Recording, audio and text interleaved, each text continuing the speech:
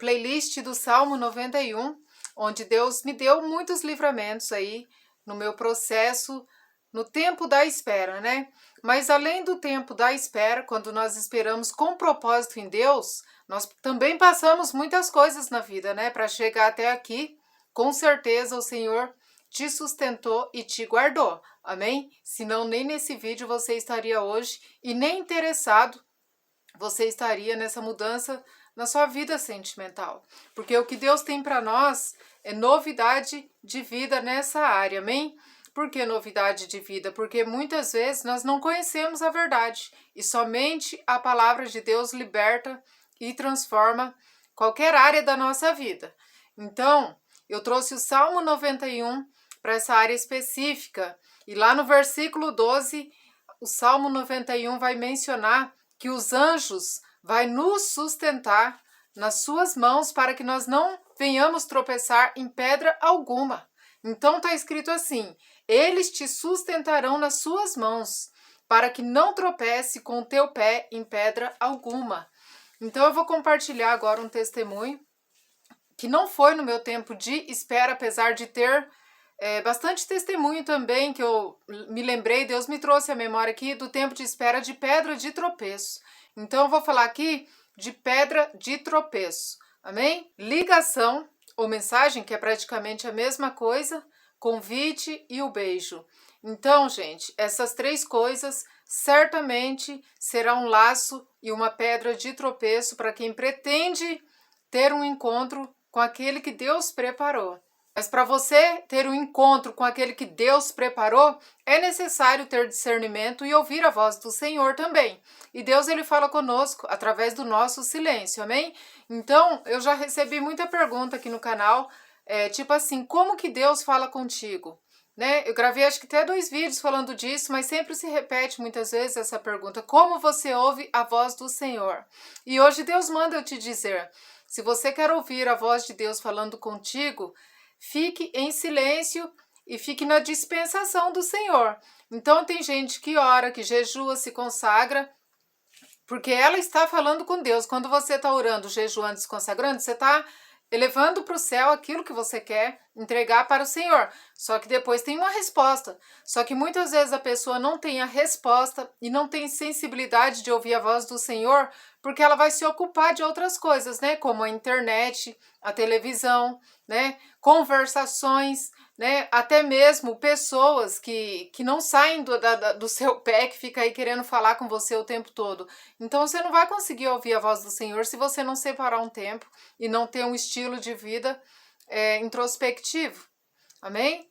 Deus até falou para o profeta, né? Assente-se solitário, talvez ainda há esperança. Então Deus quer nos posicionar de uma forma que nós possamos ouvir a voz de Deus e ter discernimento do convite, da ligação da mensagem e do beijo. Amém? Então, se você beijar alguém que não é aquela pessoa que Deus tem para você, certamente será um laço e uma pedra de tropeço na sua vida. Então, no meu tempo, que nem era o tempo de espera, mas que eu estava ali sozinha, mas eu já buscava e já orava e ia na igreja, eu recebi uma ligação.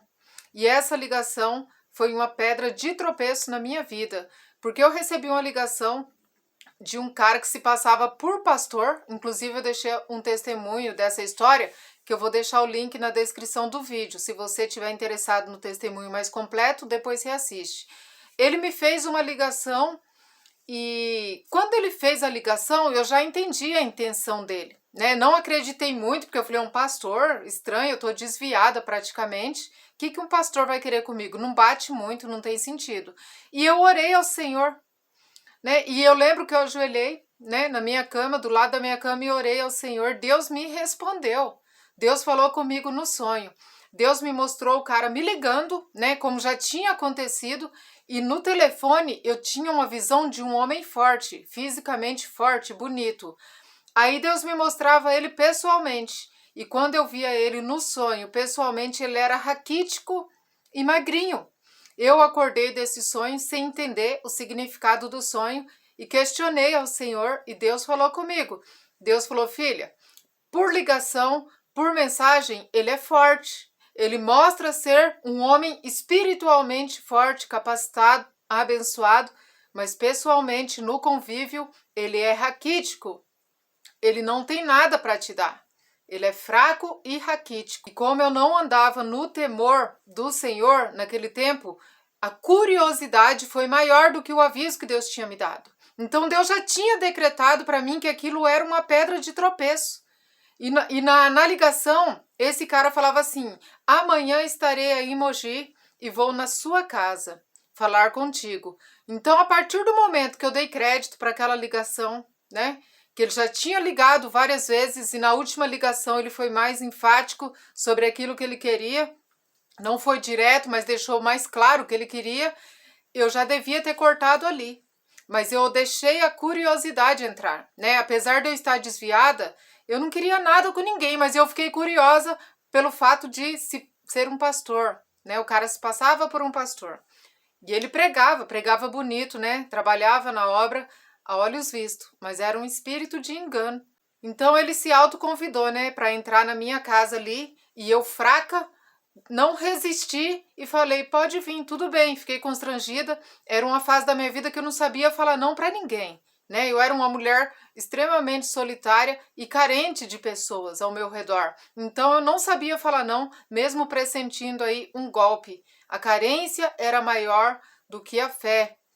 E quando ele disse que vinha na minha casa, se autoconvidou, eu senti que não era para vir e senti que não era de Deus. Mesmo assim, eu deixei fluir. Cara, tipo, pegou no meu pé de um jeito que não largava mais e eu já não gostava mais. Quando eu percebi que a máscara dele foi arrancada ali, que eu vi que ele bebia cerveja, né, usava droga, né, ele usava drogas, né. Por telefone ele era um pastor, mas pessoalmente a máscara foi arrancada. Então ele usava as drogas, ele bebia. Logo eu vi tudo aquilo e falei: não é isso que eu quero para mim.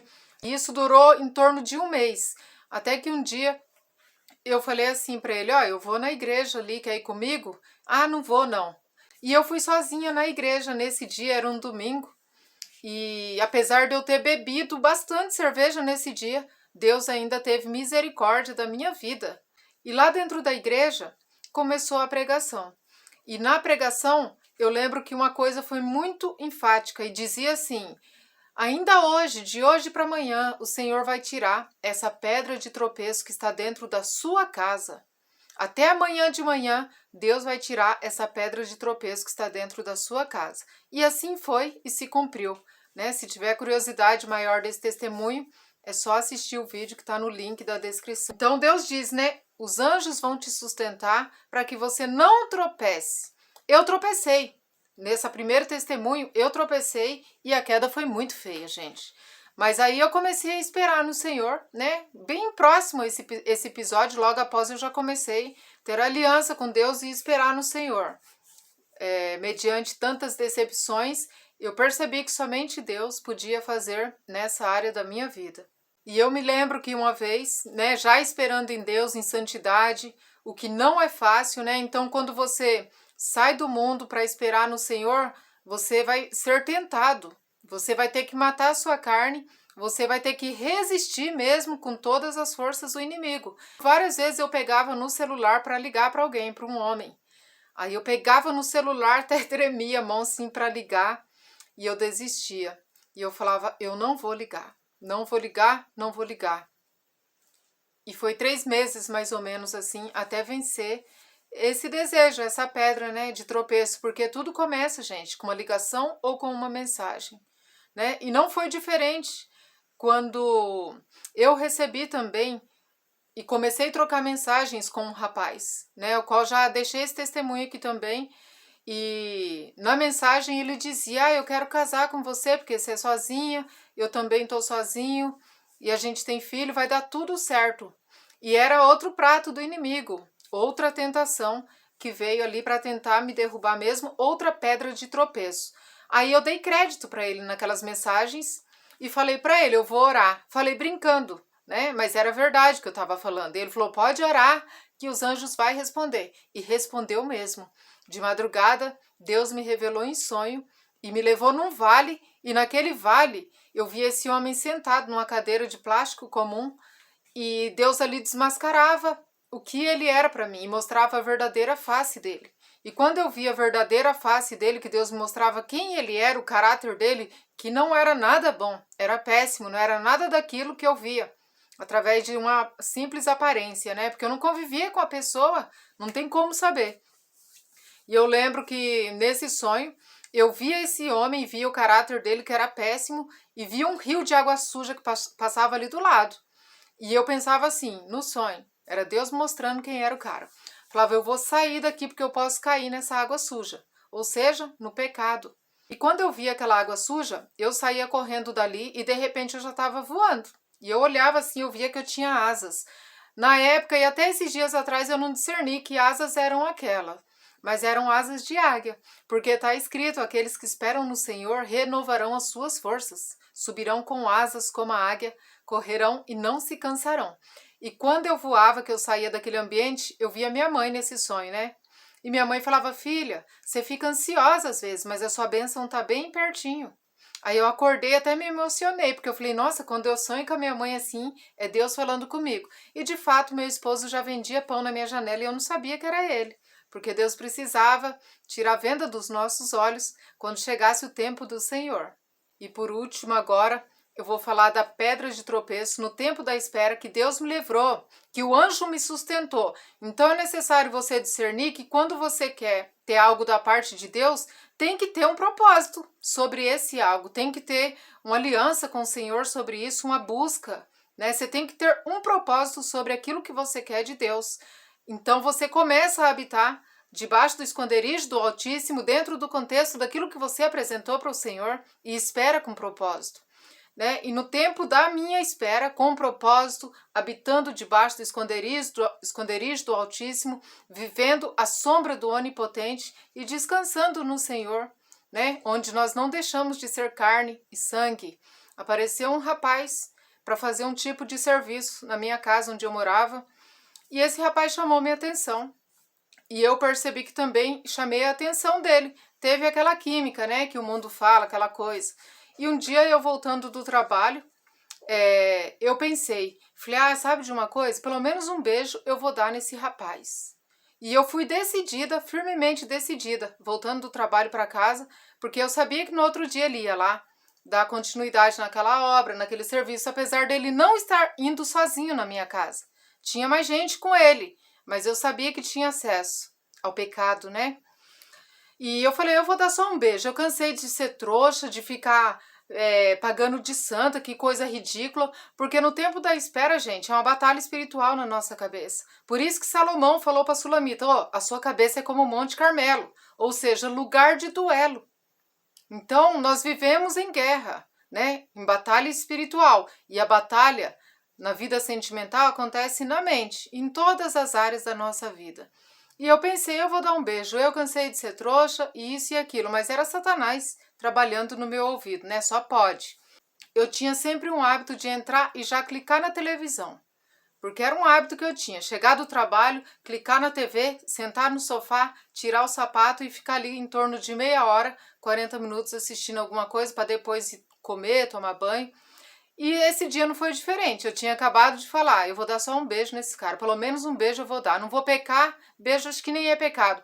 Porque no tempo da minha espera eu não tinha ninguém como base, né, bíblica. Porque eu sempre tive muito receio de conselhos humanos, né? Eu já tinha quebrado muita cara nessa fase que eu estava querendo beijar o rapaz com conselhos humanos, principalmente dentro da igreja, não fora.